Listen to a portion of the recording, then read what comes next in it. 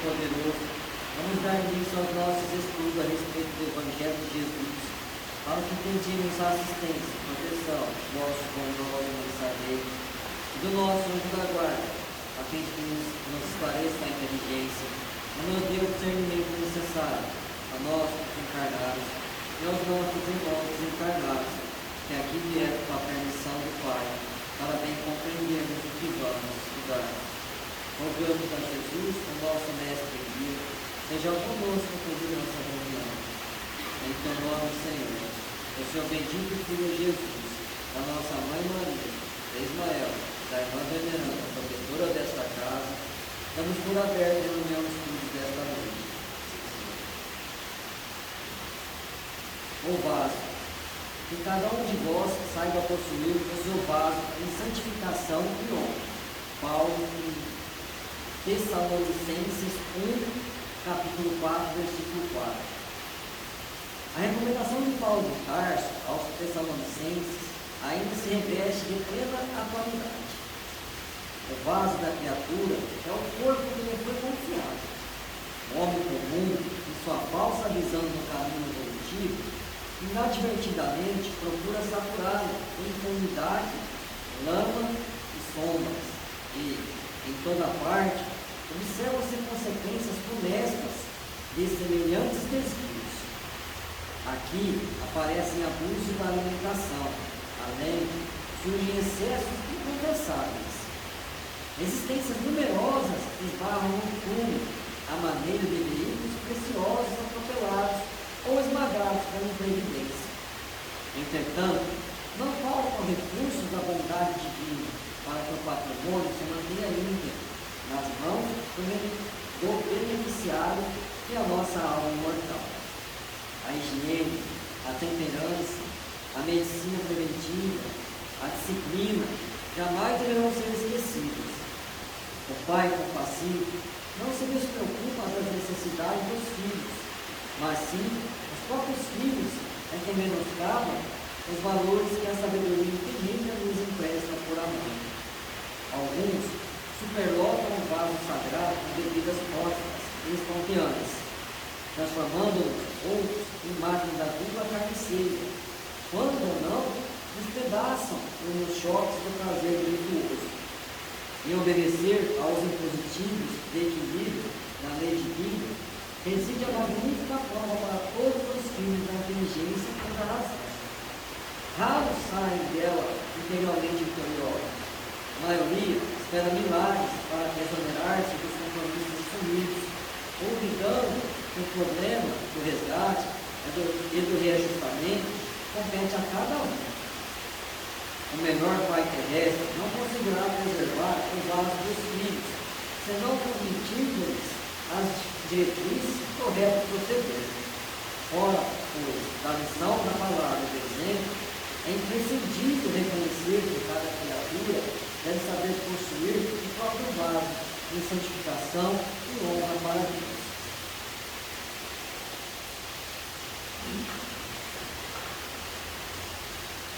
Pai nosso que estás no céu, santificado seja o vosso nome, e venha a nós o vosso reino, que seja feita a vossa vontade, assim na terra como no céu. O pão nosso de cada dia nos dai hoje, perdoai as nossas ofensas, assim como nós perdoamos aos que nos têm ofendido. E não nos deixeis que entremos em tentação, e livrai-nos, Pai, de todo o mal, porque teu é o reino, o poder e a glória para sempre. Amém.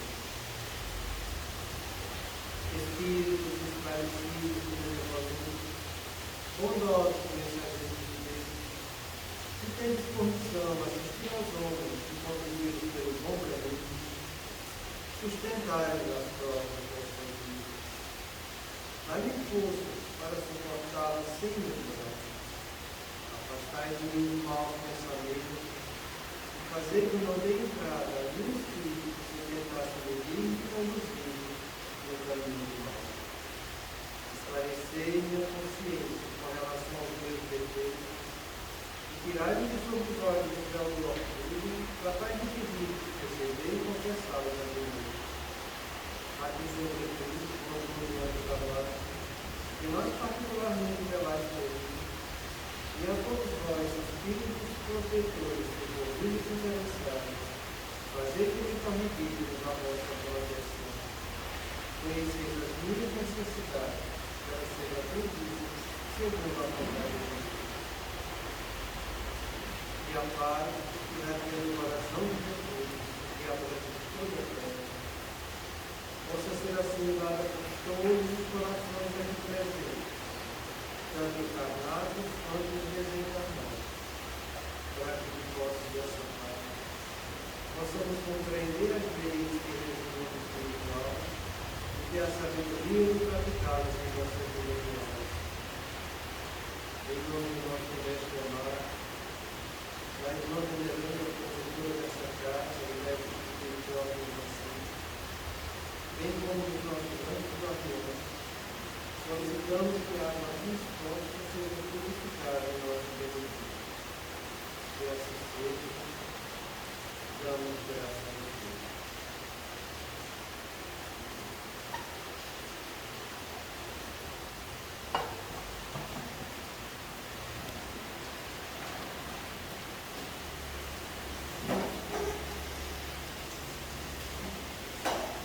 Boa noite.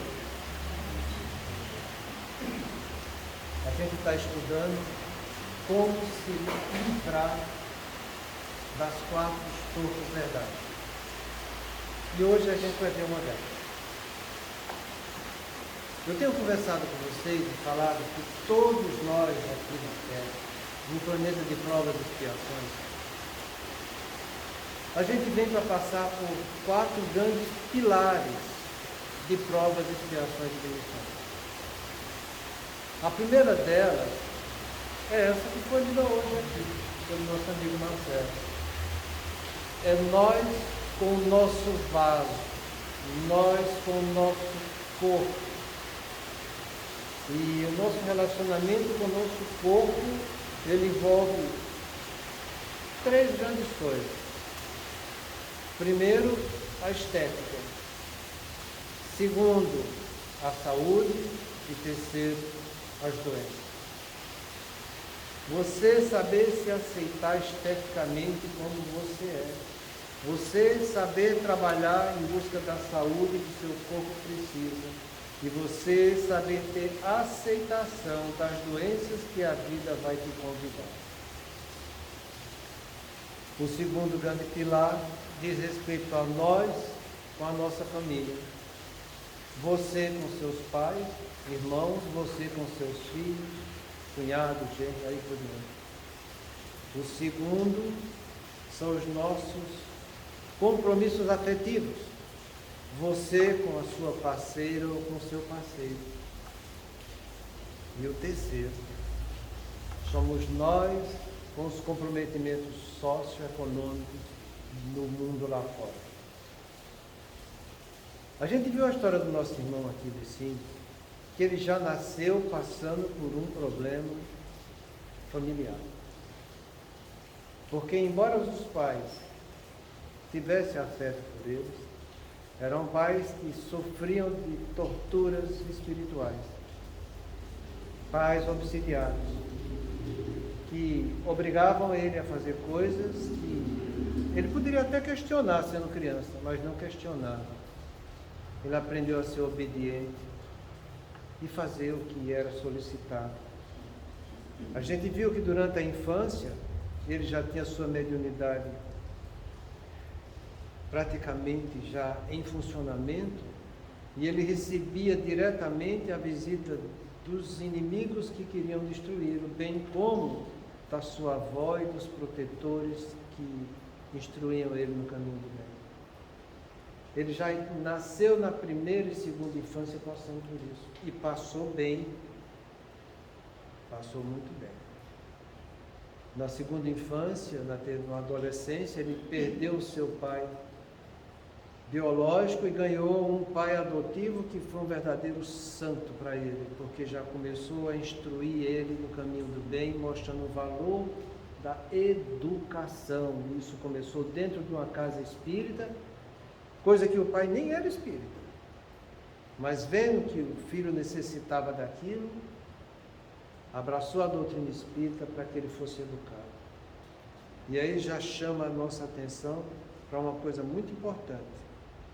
Sem educação, você não vai agregar nada no seu patrimônio intelecto e moral. Porque a educação é usar a minha razão, a minha inteligência em busca de coisas novas que eu não sei para aprender.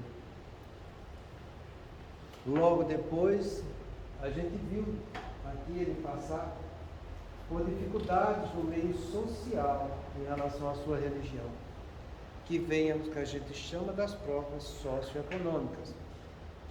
Nesse tempo em que ele viveu, a doutrina espírita era muito repudiada pela sociedade.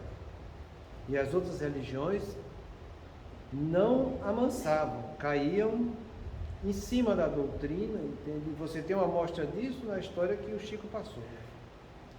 Então foi uma coisa muito difícil e complicada.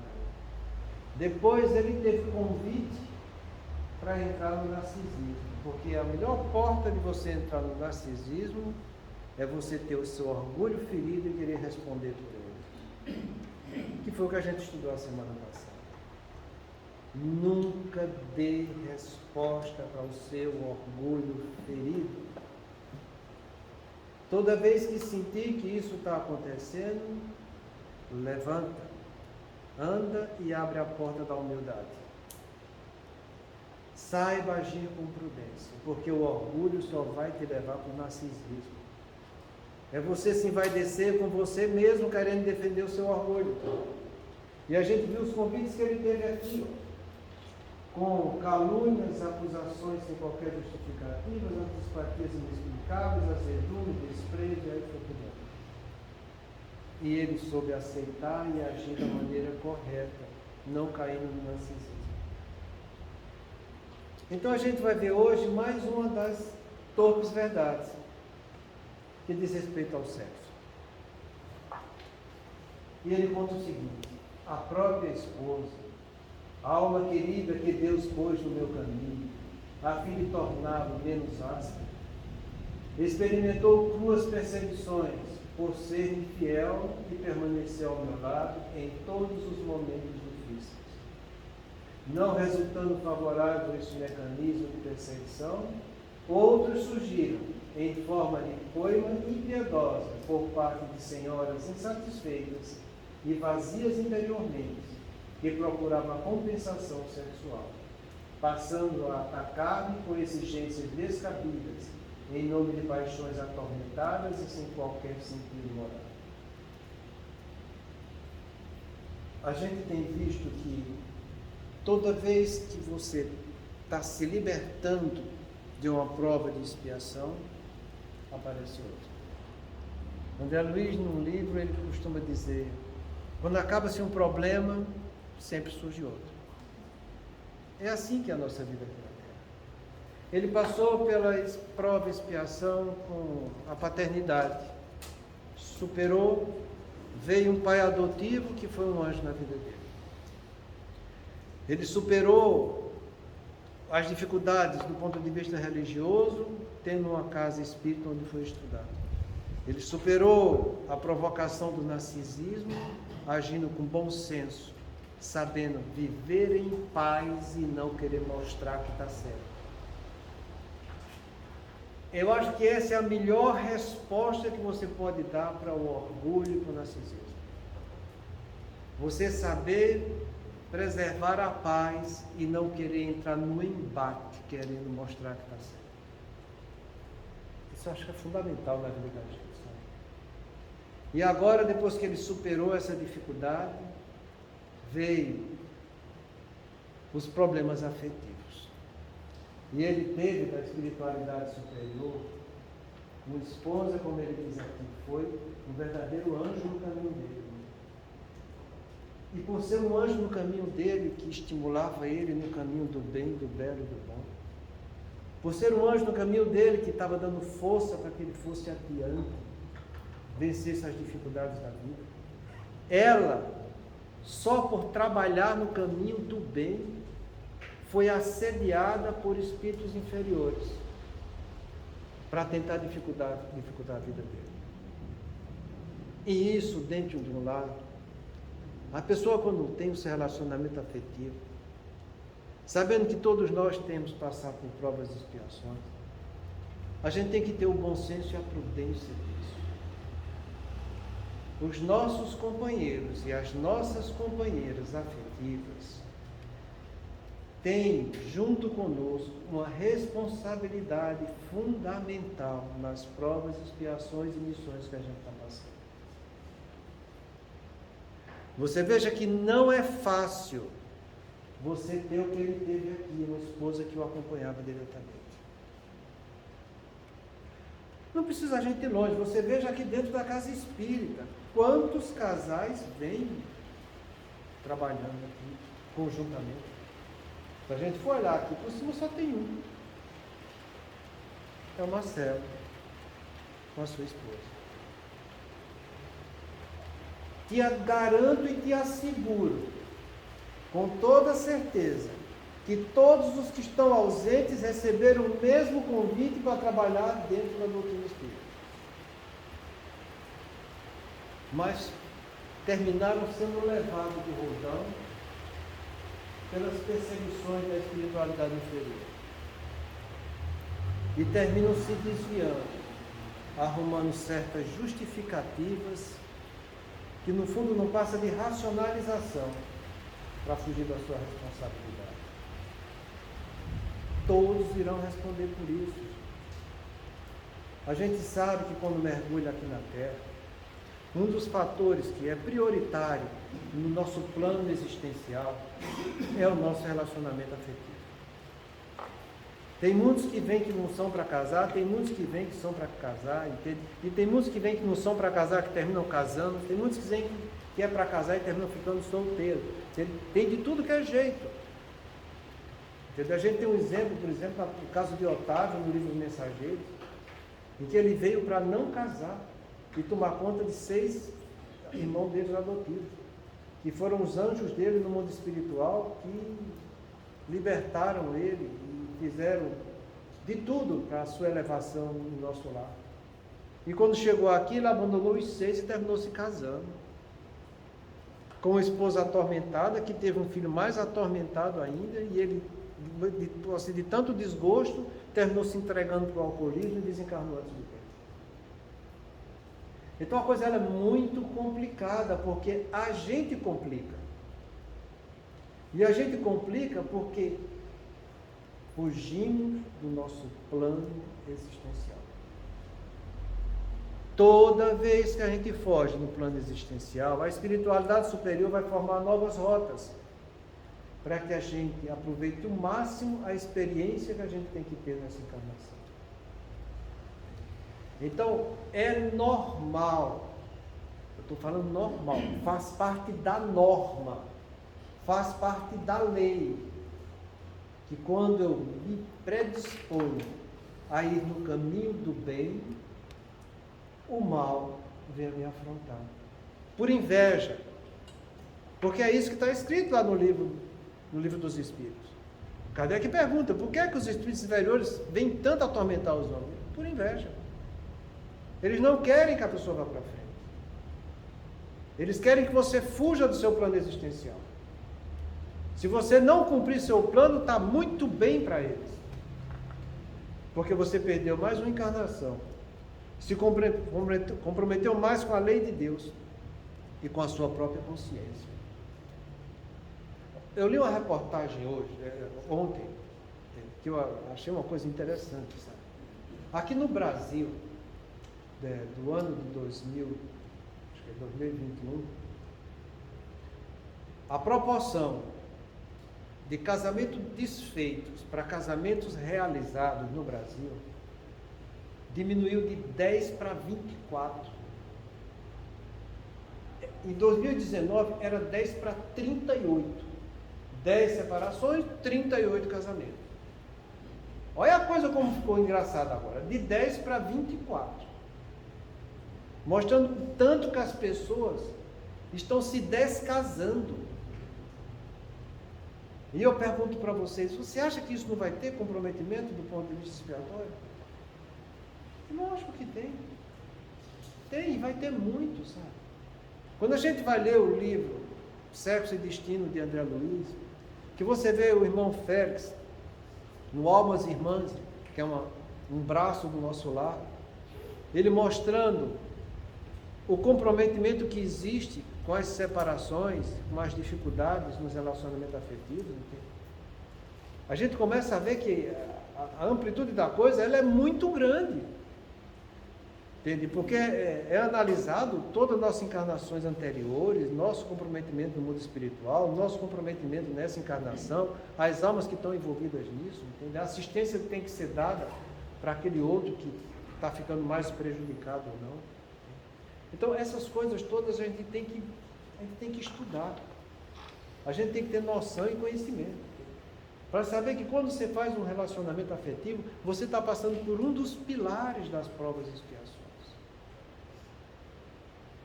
E que a gente tem que ter bom senso e prudência para poder se superar disso aí.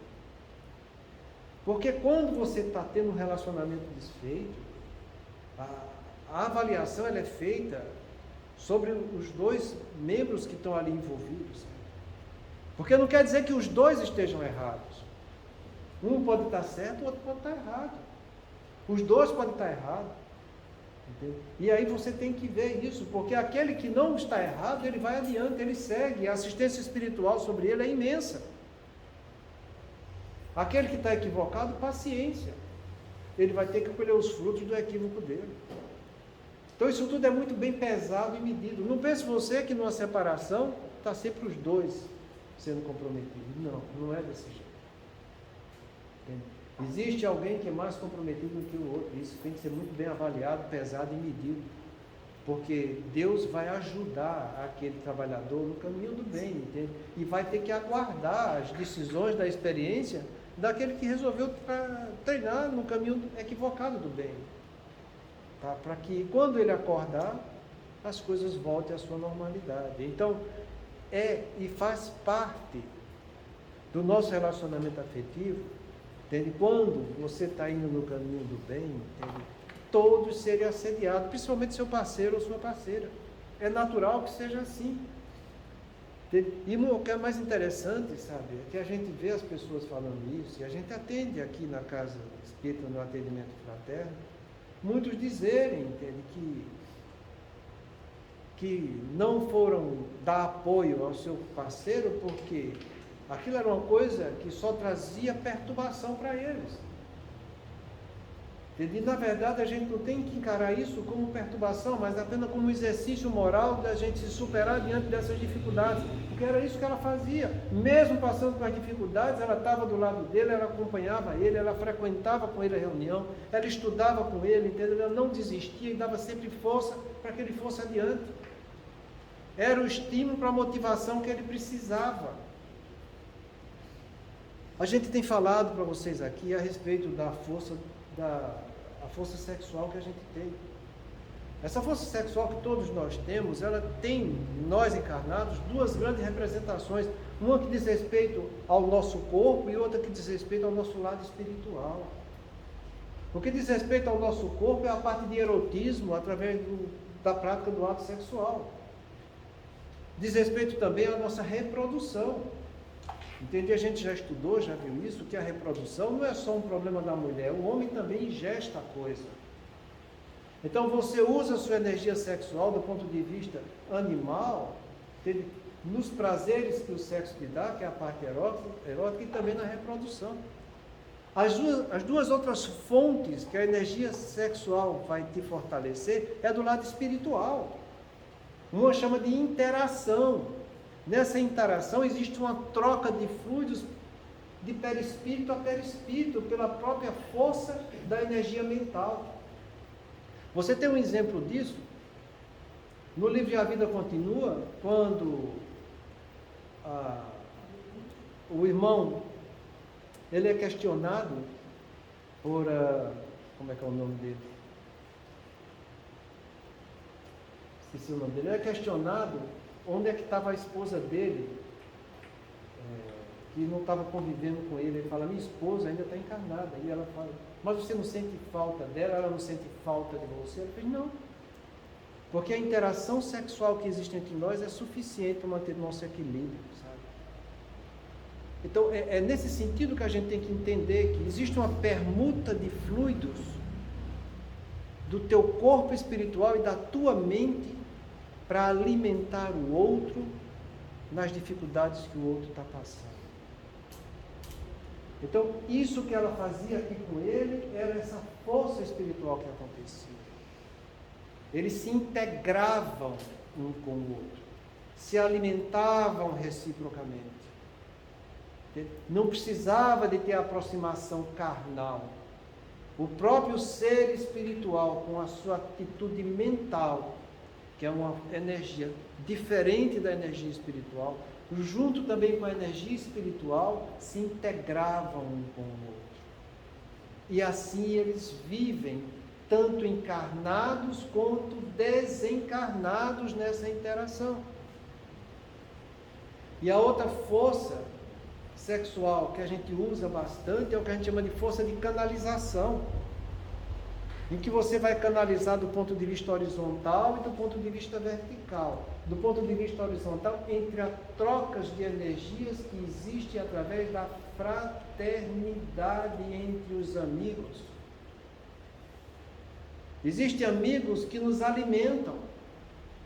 Você passa por dificuldades, só de encontrar com eles, você suspira alegre, diz, que bom que eu te encontrei. A gente tem, no nosso consultório, a gente tem isso aos montes. Chega os pacientes, doutor, só de vir aqui, eu já me sinto bem. É essa força de canalização horizontal entre nós encarnados que existe permuta pela fraternidade. É essa força que Jesus deixou o mandamento dele, que vos ameis uns aos outros como eu vos amei. E que a gente precisa entender a capacidade que ela tem de nos trazer energias edificantes e a capacidade que nós temos de dar essa energia também edificante para aquelas pessoas que têm esse vínculo de amizade com essa troca fraterna. A outra força de canalização ela é vertical. Se você cria na carne com a reprodução de seres vivos, você cria no mundo espiritual com as obras de arte. Tudo que você faz no caminho da arte, da ascensão espiritual, você está trabalhando a sua força sexual. Por isso chama de vertical, é você para cima, com toda a força de criação do mundo espiritual. É importante a gente saber disso. Porque quando você tem bloqueios, dificuldades numa área, você pode transmutar isso para as outras áreas e você se sentir confortável passando por dificuldades aqui na Terra. Se você tem dificuldade na reprodução, não consegue ter, isso não é o fim do mundo. Saiba viver bem a sua força erótica, trocando prazer e dando prazer para o seu companheiro e sua companheira. Mas saiba também ter essa força de integração entre você e ela, para que essa permuta espiritual faça a complementação dessa força erótica. E se você tem dificuldade de reprodução, usa a canalização no caminho vertical. Toda obra espírita pede e fala isso. Que tudo que você cria, que você trabalha nas obras de arte, você está usando essa energia sexual, que se ela está travada em algo que ela não pode se expressar, você pode desbloquear isso e trazer essa energia para outro canto. E você sente alívio daquele bloqueio que você estava tendo. Então é importante a gente ter essa noção sobre sexo e força sexual. Porque as pessoas bem-sucedidas, como eles aqui, são poucos.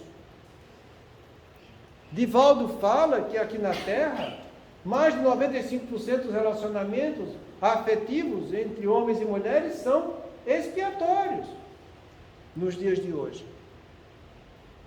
Então veja que isso aqui é uma pequena parcela que a gente vai ter. Por ser uma força expiatória, nas primeiras dificuldades que acontecem, um pula para fora e o outro fica. E às vezes fica sentindo a necessidade da energia daquele que abandonou o barco, para que ele pudesse se sentir cada vez mais motivado e vencer suas dificuldades aqui na terra. Então compreenda isso, porque a gente convive com isso, a gente vive com isso, nossos filhos vão conviver com isso, também vão viver com isso, para que a gente saiba se preparar, porque toda vez que existe falta de comprometimento com um, não se iluda, Deus vai sempre suprir essa dificuldade que ele está passando. Não do jeito que talvez ele queira, mas do jeito que ele precisa. Você vai ver o que vai acontecer com ele.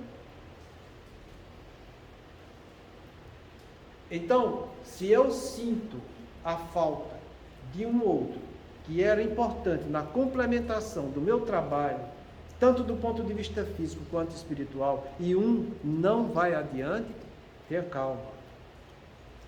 Deus está vendo. Você acha que Deus não vai enxergar o filho dele passando dificuldade? Vai enxergar. E vai mandar a solução para ele. Muitas vezes através de mobilização de outras formas dessa energia. Como é o caso aqui que a gente vai ver mais adiante. Então, é normal. Faz parte da lei de Deus. Você se esforçar para vencer suas dificuldades. E toda vez que você tiver para vencer suas dificuldades, aqueles que são invejosos, que estão abaixo de você, vão querer te catucar, te provocar para que você não vá adiante. Kardec, ele é muito taxativo no livro dos médiuns a respeito de obsessão. Ele fala que a obsessão simples não passa de um exercício moral. É apenas um exercício que a vida está solicitando. Eu estou falando de obsessão simples, que é a porta de entrada para os outros níveis de obsessão. Não passa de um exercício moral. A pessoa às vezes sente uma influência negativa, já pula para fora. Imagine você padecer sob uma obsessão simples. Então que a gente entenda isso como é, como se processa, porque nós vamos passar por isso. Eu não sei qual dos 4 pilares vão ser o principal para minhas provas e expiações. Se vai ser eu com o meu vaso, com o meu corpo, se vai ser eu na família, se vai ser eu do ponto de vista afetivo, com meu parceiro, minha parceira, ou se vai ser eu diante das provas socioeconômicas que a vida vai me oferecer. Não sei. Mas eu sei que ela vai se apresentar. E quando ela se apresentar, eu tenho que estar preparado para vencer a dificuldade. Toda dificuldade que te aparece, é necessário que você saiba vencê-la, para você ser merecedor de alguma coisa. Essa resposta eu falei ontem aqui, está no Livro dos Espíritos, e ela é muito interessante. O merecimento é diretamente proporcional ao sacrifício que eu vou estar tendo que superar para alcançar alguma coisa. Se você não faz sacrifício nenhum, você também não tem merecimento de coisa melhor. A gente tem que fazer sacrifício, usar do esforço para superar dificuldades. Quanto maior a dificuldade, maior o esforço, maior vai ser sua recompensa. É assim que está escrito na lei de Deus. Então, se você se preparou para essa encarnação, sabendo das provas, expiações e missões que iria realizar aqui na Terra, você sabe, está dentro de você a resposta de tudo aquilo que você precisa para se superar. Pois vá à luta. Faça o seu esforço. Agradeça a Deus quando essa alma afetiva sua te alimenta no caminho do bem. Mas não pense que sem ela você não pode ir adiante. Pode, deve e vai com esforço, com dedicação, com carinho. Veja que ele teve essa alma santa que o ajudou nos momentos mais difíceis da vida dele.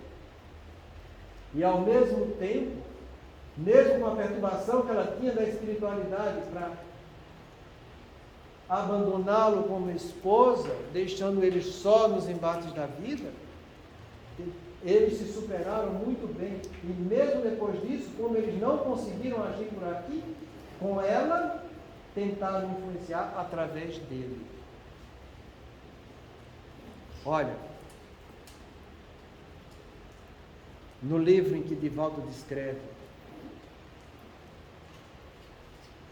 o trabalho que teve a espiritualidade inferior para montar essa estrutura das 4 torres verdades, ele faz questão de dizer abertamente que de todas elas, a principal e aquela que o homem é mais fraco para cair é o sexo. É ela que a gente teve maior quantidade de comprometimento das encarnações anteriores. Não pense em você que você não tem essa área com brechas para que a espiritualidade inferior venha te provocar. Porque tem. E tem muito. Então tenha cuidado. Porque ele foi o tempo todo não resultando favoráveis deste mecanismo de perseguição através da esposa.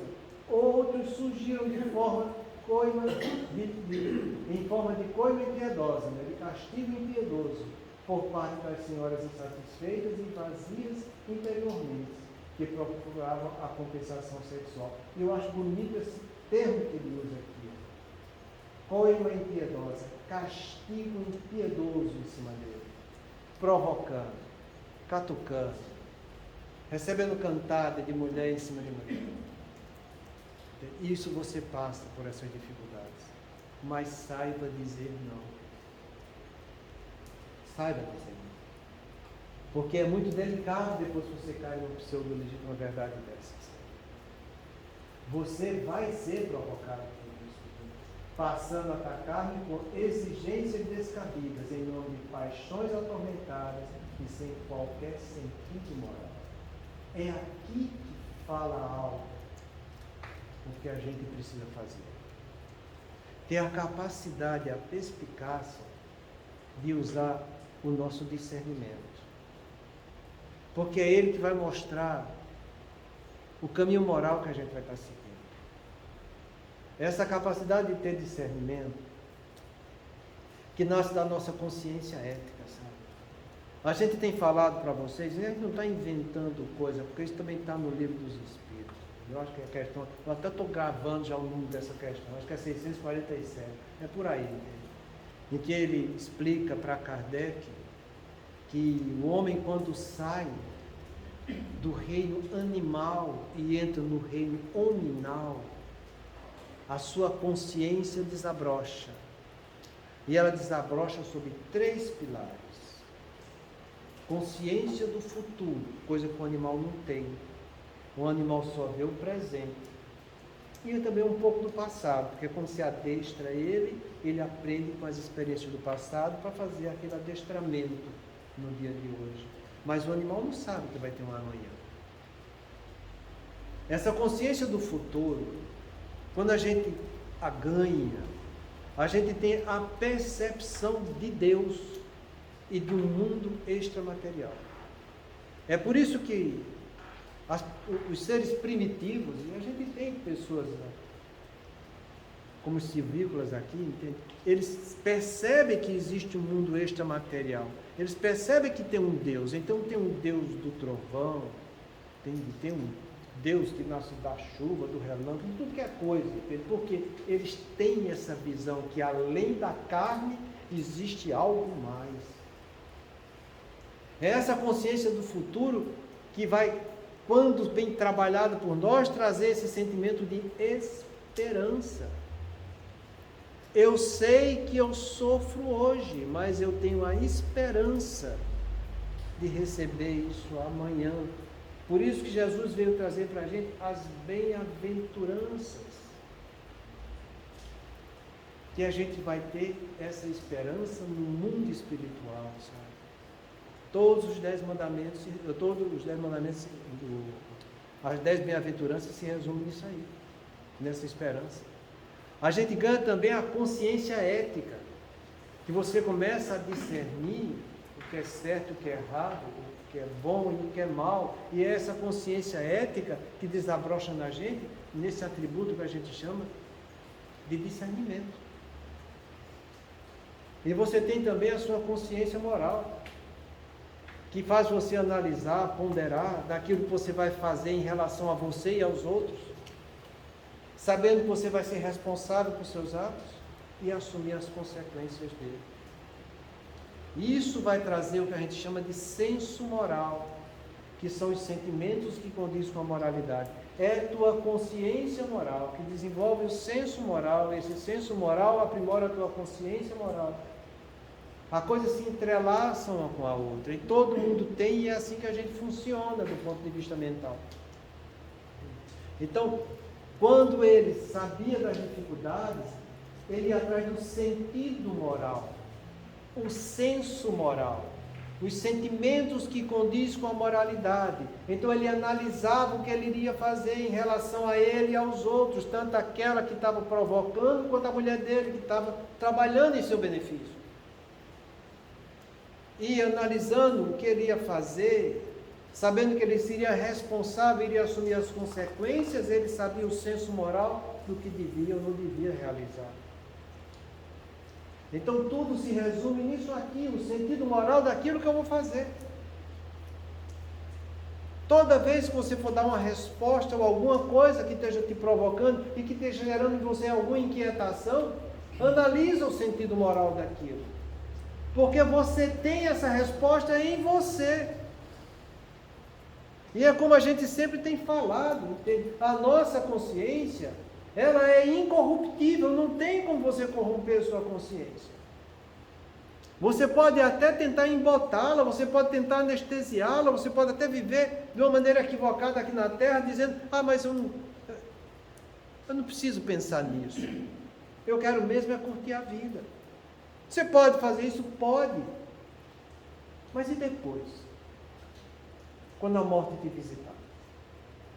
Que a tua consciência vai estar falando alto sem o instinto da carne. Porque isso é muito importante.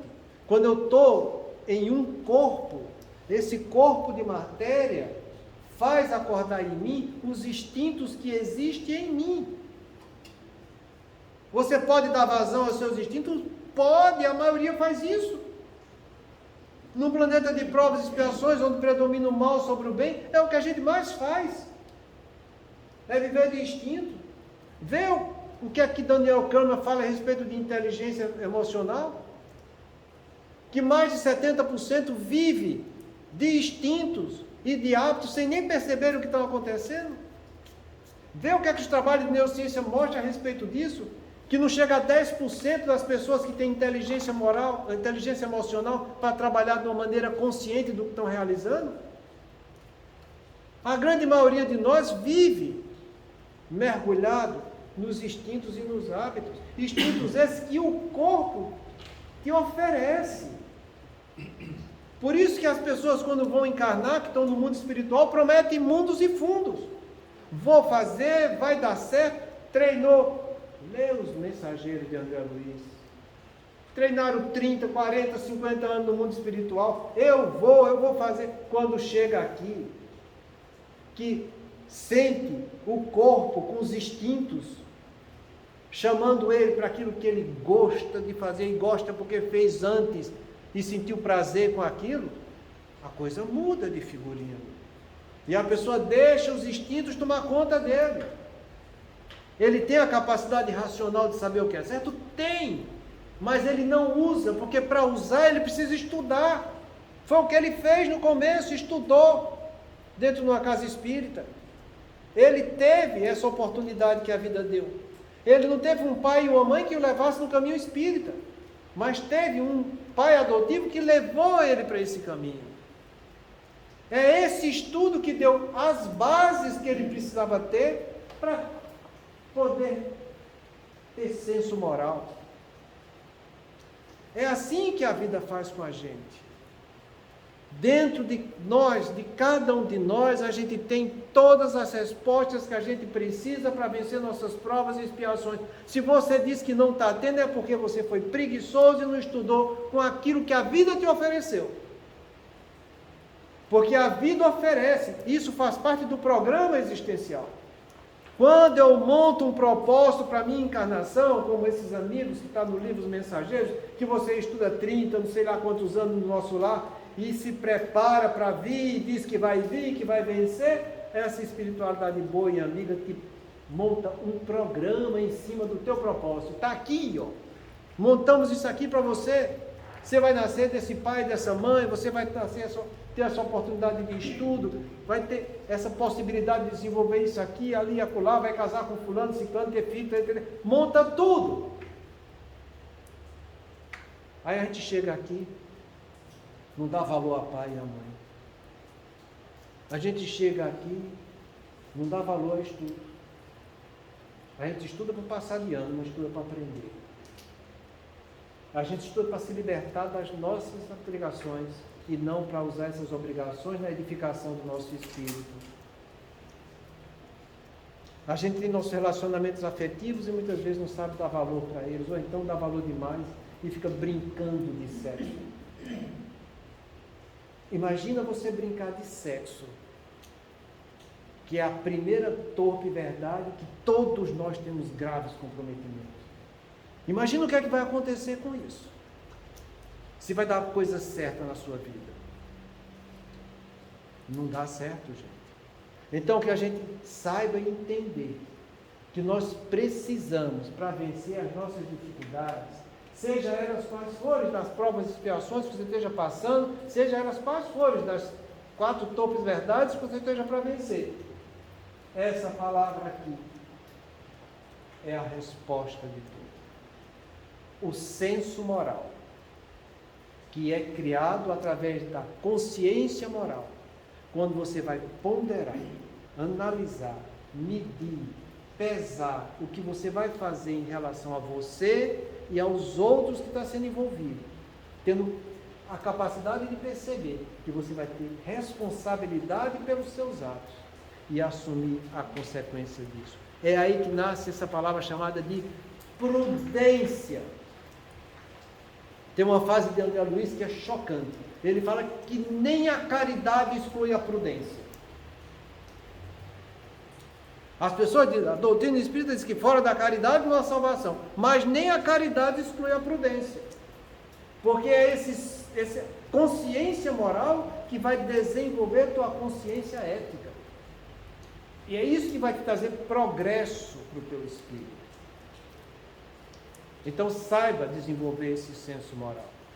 Gasta teus fosfatos pensando nisso. Que você vai superar qualquer prova, qualquer expiação.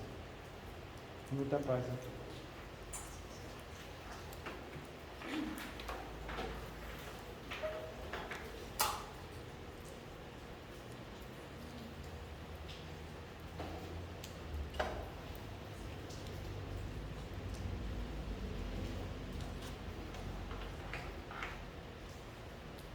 Façamos nossa prece.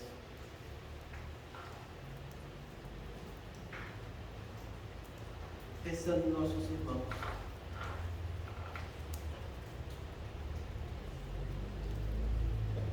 E ainda tem a possibilidade de se comprometer ainda nessa encarnação. Para que as bênçãos da nossa compreensão e da nossa fraternidade possam ajudar.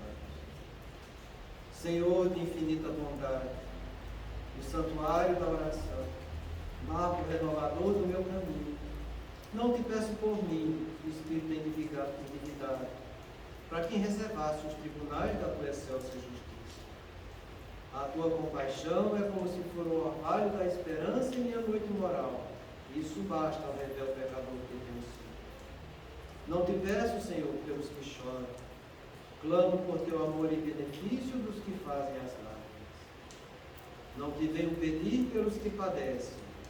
Suplico-te a bênção para todos aqueles que provocam sofrimento. Não te lembro os fracos da terra. Recordo que quantos se julgam poderosos e vencedores.